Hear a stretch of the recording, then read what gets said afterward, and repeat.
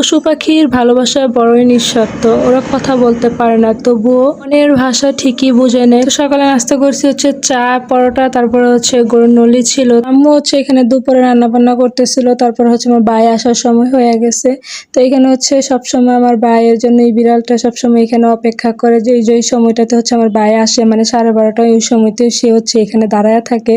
আমরা কিন্তু বলি না যে এখন আমার ভাই আসবে বা কিছু। দেখেন মানে সে কিভাবে বুঝলো যে এই সময়টাতে আমার ভাই আসবে। সব সময় হচ্ছে এভাবে দাঁড়িয়ে থাকে আমার ভাইয়ের জন্য অপেক্ষা করে। এই জন্য বললাম আর কি যে পশু পাখির ভালোবাসা হচ্ছে নিঃস্বার্থ ভালোবাসা। তারপরে হচ্ছে এখানে আমি খাবার দাবার খেয়ে নিচ্ছিলাম দুপুরে। তো আজকে ডিম ভুনা করছে, আর হচ্ছে টক পাতার ভর্তা, আর এটা হচ্ছে বরবটির ভর্তা। এই ভর্তাটা এত মজা হয়েছে, এটা হচ্ছে তেলে তারপরে শুকনো মরিচ দিয়ে তারপর পেঁয়াজ দিয়ে হচ্ছে মানে ভর্তাটা বানানো হয়েছে হাতে মেখে। দুপুরে খাওয়া দাওয়া করে তারপরে হচ্ছে আমি আমার ফ্রেন্ডের সাথে দেখা করতে গেছিলাম। তো আমার বান্ধবীর সাথে প্রায় অনেক দিন ধরে হচ্ছে দেখা হয় না, প্রায় 1 বছরের মতো হয়ে যাবে। তো ভাবলাম যেহেতু আজকে একটু সময় আছে তো ওর সাথে দেখা করে আসি। তো আর এটা হচ্ছে আমাদের গুমতি নদী, মানে গুমতি নদী ব্রিজ পার হয়ে তারপর ওর বাসা যাইতে হয়।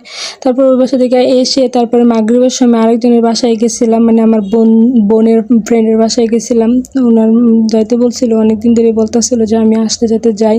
তো এখানে গিয়ে হচ্ছে ওদের বিড়ালগুলা দেখলাম যে খুবই দুষ্টামি করতেছে। আর আমরা হচ্ছে মানে এখানে অনেকেই বিড়াল পালি, মানে বিড়াল আমাদের একটা পছন্দের প্রাণী বলতে পারেন। মানে সবাই হচ্ছে এখন বিড়াল পালে, মানে এত মায়া লাগে যে ওদেরকে।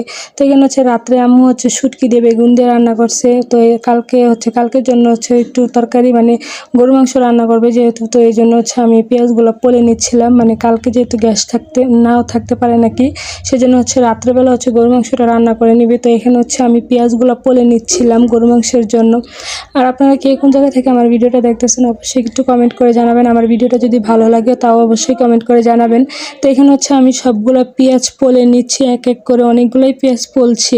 তারপর হচ্ছে গরু মাংসটা হচ্ছে আমরা সবসময় মাখি বসাই আর কি। হচ্ছে আমি পেঁয়াজগুলা মানে পলে নিছি যেহেতু, এখন হচ্ছে মাংসের মধ্যে হচ্ছে আমি কিছু পেঁয়াজ দিয়ে দিব। আর পেঁয়াজ হচ্ছে অনেকগুলা বেশি পলে ফেলছি আর কি। তো এখানে হচ্ছে গরুর মাংসটা এগুলো আম্মু হচ্ছে ধুয়ে তারপরে সব মশলা আমার সামনে এগিয়ে দিছে। তো আমি হচ্ছে একদম হাতে মেখে বসাবো। মেখে আমি সবসময় হচ্ছে কুরবানির মাংসটা মানে গরুর মাংসটা হচ্ছে আমাদের হাতে মেখে বেশিরভাগ রান্না করা হয়, হাতে মাখিয়ে। গরুর মাংসটা কিন্তু ভীষণ মজা হয়। তো অন্যান্য ব্লগেও দেখতে পারবেন আমি যখনই গরুর মাংস রান্না করি হাতে মেখে তারপরে হচ্ছে মানে এটা করি আর কি।